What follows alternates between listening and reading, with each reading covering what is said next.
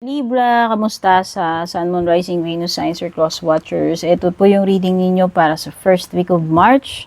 Pero this is a timeless reading din naman, kaya kahit kailan nyo po mapanood, kung kailan nakarating sa inyo.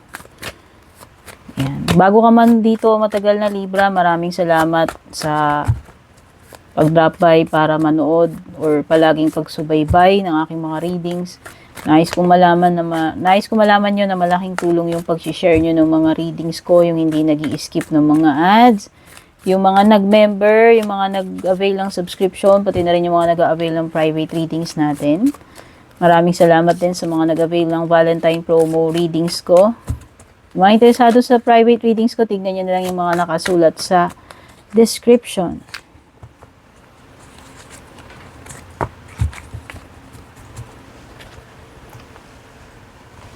Meron ka ditong shield, checkered flag, tsaka pearl. Merong isang sign na nakakuha ng ganyan kanina, yung pearl.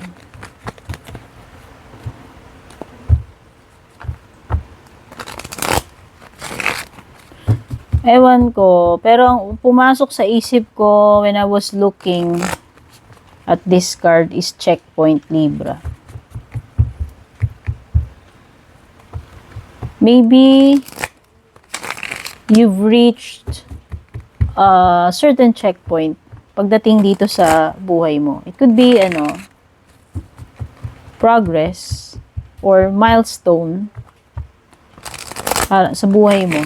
Okay? It's a positive energy na nararamdaman ko about the flag nung nakita ko siya. So it's some kind of completion or achievement. Yun yung nakita ko. Kumbaga, if you have a page or channel, na-reach mo na yung certain number of subscribers, like na-reach mo na yung 100,000, o diba? Yun yung nafe-feel ko.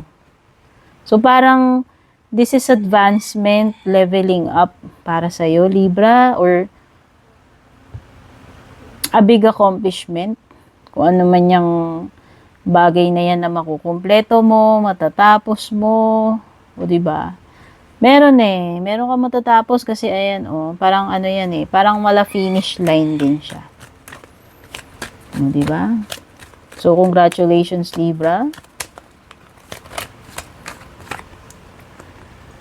Wait lang, latag muna natin.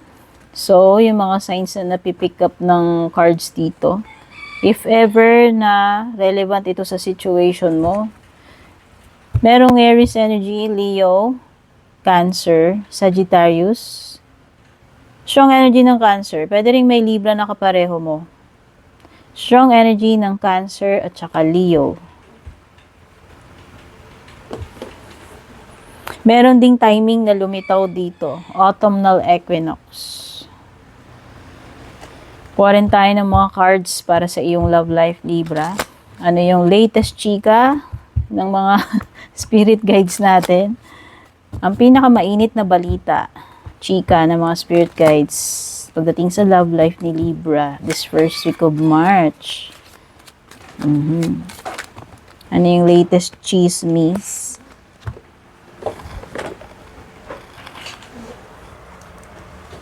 Wait lang Libra at tumalon yung baraha mo.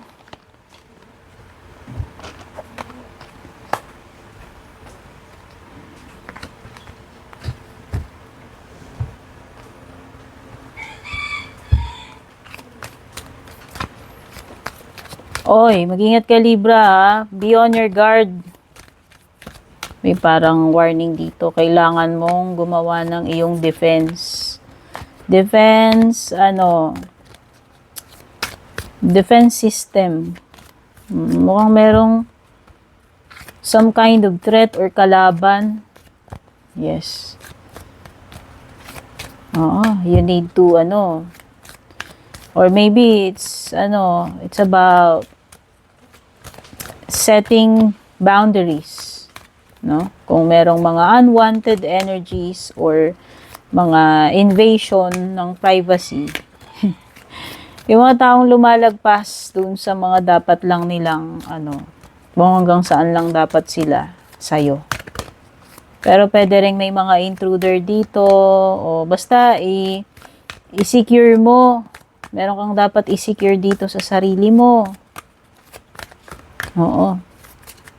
Maging ano ka, maging alert, maging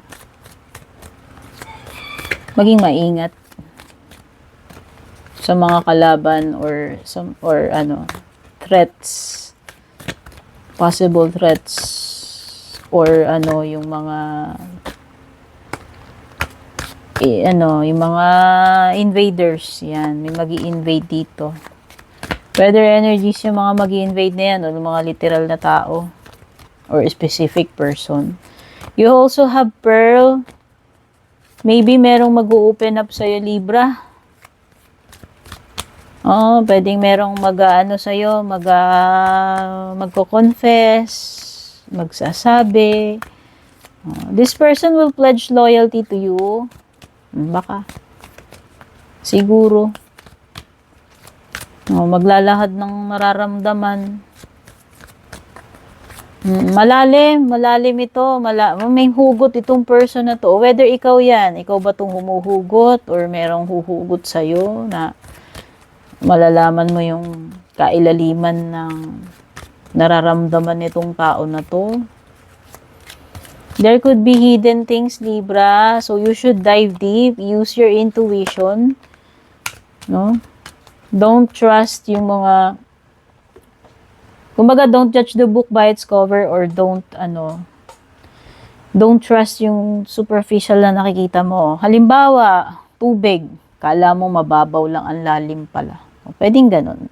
Meron kasing something dito na malalim Malalim. Okay? Nako, may magpo-flirt sa'yo, Libra. Ano ba to? Merong something na magra-rush sa'yo or someone. Basta may paparating sa'yo. Kung person to, papasikat, papapansin, magpo-flirt-flirt. Itatry kang i-charm nitong person na to. If this is an ex-person, it's an energy of a past person or ex-person na bumabalik at nagpapapansin uli sa'yo. Alam mo na. At kung ito ay toxic person, yun yung nag-a-apply yung shield card kanina, di ba? Sabi ko, you need to set boundaries or protect yourself from this person. Ayan. Kung bad person siya, nasa sayo yan, Libra. It's your decision. It's your life. There is a potential of a successful partnership, whether ito ay romantic or not. You have the Two of Cups. Yes, merong dito, some kind of confession, pag-amin. And mukhang may mutual feelings kayo. Yes. Pareho nyo sigurong type ang isa't isa. So yan, pwedeng yung mga single dito, ito na yung indication na magkakaroon kayo ng partner, jowa. At sa mga may ex naman dyan, past person, sabi ko nga, pwedeng may magbabalik, no? This person will make a move para magkabalikan kayo.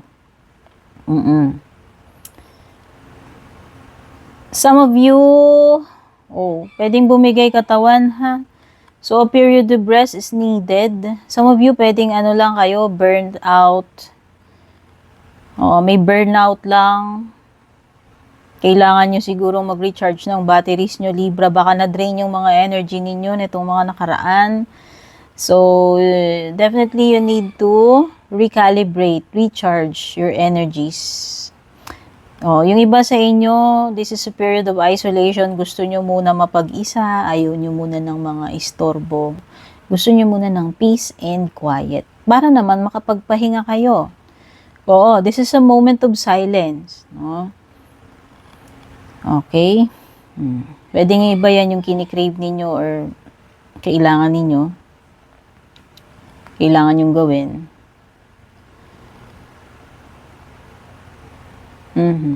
Nakita ko rin, Libra, na mas magiging wise ka.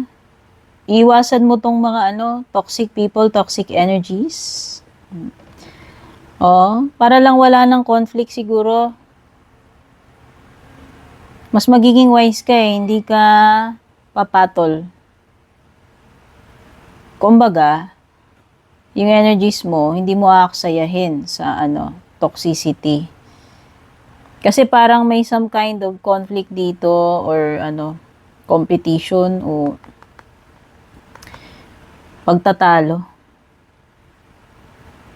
Nakikita ko mas wise ka na mag-back down dito sa sitwasyon na to.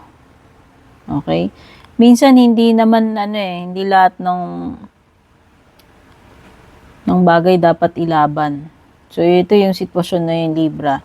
Pagdating naman sa love life mo, pwedeng energy mo to, energy ni person mo.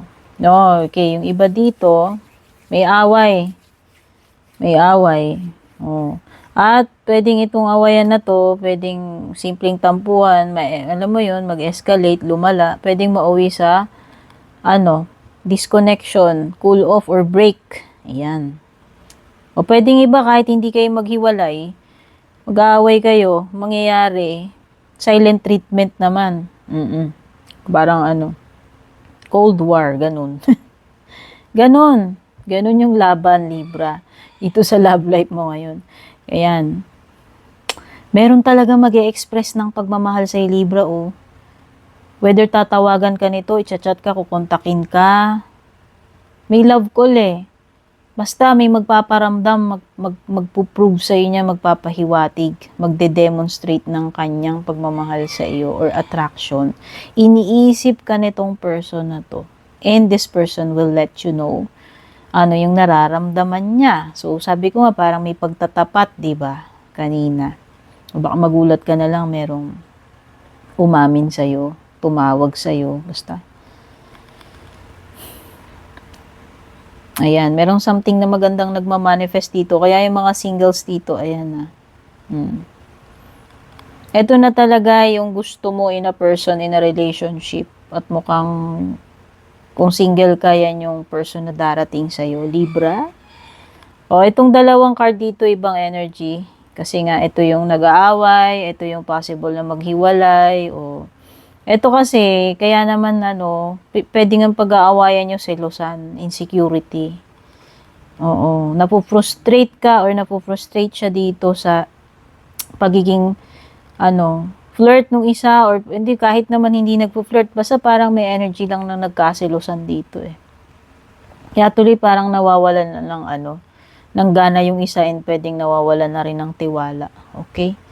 At merong timing dito, Libra. Sabi dito, a few months, tandaan mo na lang to. Harvest time. Mukhang meron kang aanihin sa mga susunod na buwan. Sana maganda to, Libra, Mga resulta yan. Tignan na natin yung closing messages for you, Libra, para sa additional na mensahe or guidance. You have no need to worry, Libra. So, no need to overthink. Ano ba to? Meron ka bang mga pinoproblema? Wala nang dapat ipag-alala, Libra. Kaya ikalma mo na yung sarili mo. If you believe, this is having faith, Libra. Depende kung ano yung what you think, what you attract, Kung naniniwala ka, therefore, andun yung magagandang possibilities. Pero kasi pag hindi ka naniniwala, 'di ba? Kahit naman may posibilidad, yung parang yung isip mo mismo pinapatay mo na yung posibilidad. So depende na lang 'yan. Kaya nga, ayan, huwag ka na mag-alala. Dapat mag-think positive ka. Kasi kung talagang naniniwala ka, Libra, may pag-asa to, May posibilidad 'yan na mangyari or magawa mo yan, matupad mo yan. So, yan yung mga energies na na-pick up ko dito sa first week of March reading mo, Libra. Gawin mo lamang gabay ito at sana yung mga positive energies ay mangyari para sa iyo. Take care. Babush. And kung balak nyo pong mag-book or mag-inquire ng personal readings ko, basahin nyo lamang po itong nakasulat sa screen or yung nakalagay sa description.